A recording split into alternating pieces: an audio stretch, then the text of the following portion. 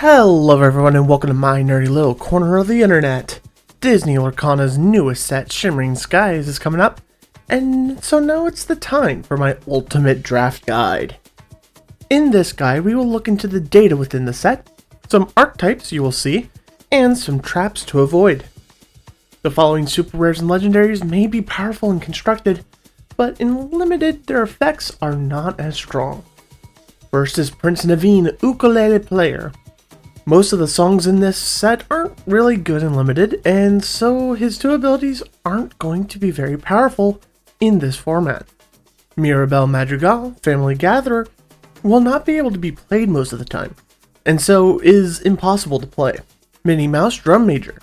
Unless you have another bomb character in your deck, the search ability is going to be relatively subpar, and although we do have a few shift targets, it's just not worth 2 cards in the ink for that sort of effect, unless again you have an incredibly strong character. Robin Hood Sharpshooter. Shimmering Skies doesn't have many good actions, and so unless you put less powerful cards into your deck and build around him, Robin Hood won't trigger enough to make it worth adding to your deck. Kronk, Head of Security.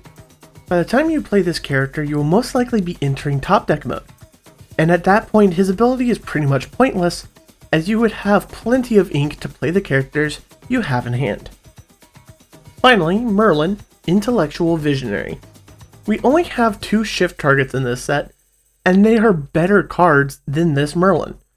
This Merlin is expensive, uninkable, and in limited, search effects are not nearly as strong as they are in constructed. The removal in this set requires a little bit of setting up, as a number of them can only choose damaged characters. While there are a couple steel cards that deal a couple points of damage, this can be used more to set up your removal, though some of these damaging cards can take out the smaller characters in the set. There are also quite a few cards that have rush and gain rush, and so there will be ways to interact with your opponent, but we don't have anything equivalent to Dragonfire, for example. In Into the Inklands, the strength, willpower, and lore per ink was 0.81, 1.25, and 0.41 respectively, while in Ursula's Return it was 0.77, 1.16, and 0.48, which led to smaller characters and a slightly faster format. In Shimmering Skies, our SPI, WPI, and LPI are 0.73, 1.16, and 0.49 respectively. Therefore, we should expect our character size to be roughly the same as Ursula's Return. I also tend to divide these characters by tiers of play.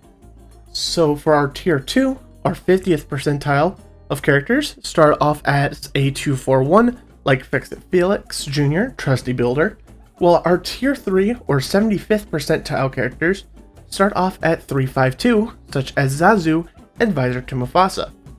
These metrics help us figure out where a character's body scales with the rest of the set. The common and uncommon cost distribution is pretty flat in the costs 1 through 4, with a quick drop off. This is similar to Ursula's Return, meaning when you see a 5 or higher cost, you should grab those while you have the chance. The expected number of evasives and evasive interaction at a table of 8 players is 24.7. This is slightly less than Ursula's Return, but slightly more than Into the Inklands. As always, I suggest grabbing as much evasive interaction as you can, as the ability is just incredibly strong in limited format. The expected number of cards that grant card advantage at the table of 8 players is 29.7. This is 3 cards more than Ursula's Return. This means that you'll be able to draw more cards, leading to fuller hands later into the game, or having a better ability to dig for your bombs. We can expect 9.7 bodyguards at the table in Shimmering Skies. This is quite a bit lower than Ursula's Return, so expect to be able to bop the characters you want more often in this set. Let's look at 2 potential archetypes in Shimmering Skies Limited. First up is the Knights deck. Similar to the 7 Dwarfs deck in Rise of the Floodborn, these cards do interact well with each other, as well as 7 Dwarves Mine. An incredibly powerful play is getting one of these knights, a mine, and another location, in order to trigger mine every turn to deal 2 damage. The other archetype I want to touch upon is the Hyena archetype.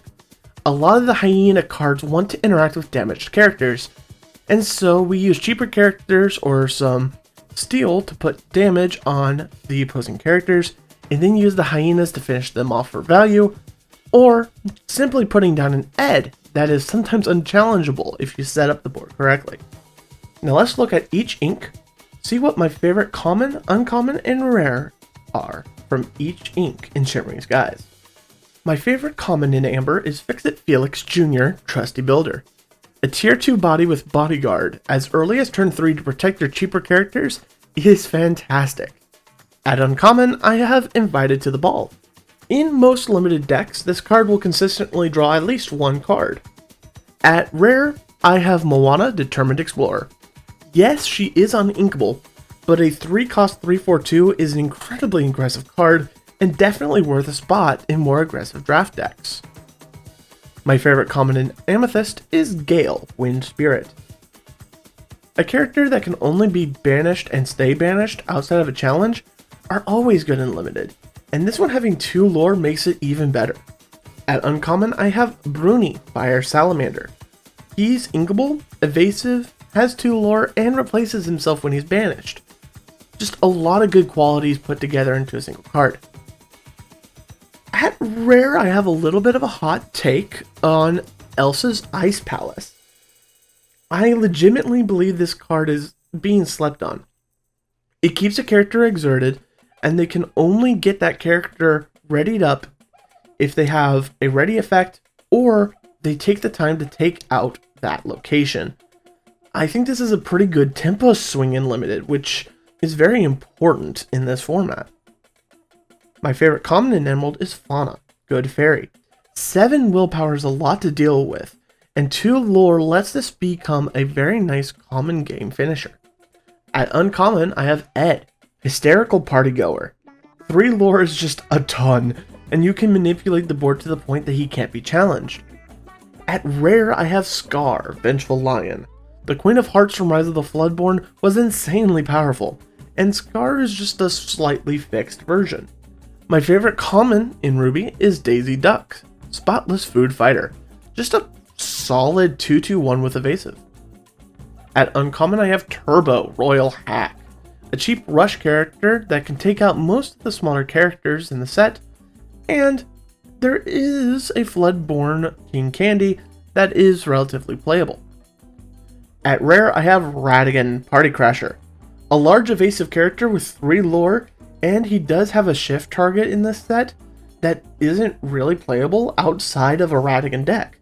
My favorite common in Sapphire is Donald Duck, Focused Flatfoot. The 1 jump effect is treated as card advantage in limited, and with a decent body, Donald is a solid common. At uncommon, I have Pacha, Emperor's Guide. In this set, you can build around him with high willpower locations and a few utility items, and let him sit back and quest only for the victory turn. At rare, I have Scrooge McDuck, Aficionado of Antiquities. Similar to Moana and Amber, his body is just well above curve for his price, and even though he is uninkable, he's still a 5/5/2 for 4, which is well worth it. My favorite steel common is Hey Hey, Protective Rooster.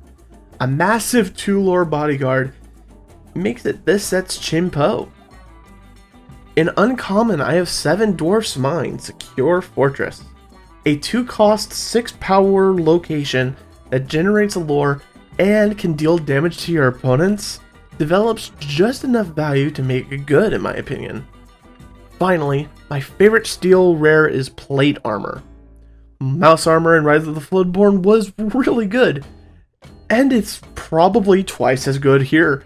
Granting a bodyguard or a challenger resist 2 for a whole turn makes it incredibly difficult to take out key characters that you have on board. Well, that is all I have for you today. Let me know how you do in your Shimmering Skies drafts and sealed events. If you found this information helpful, please make sure to like and subscribe to see more videos going into the data of Disney Lorcana and for future Ultimate Draft guides. Goodbye.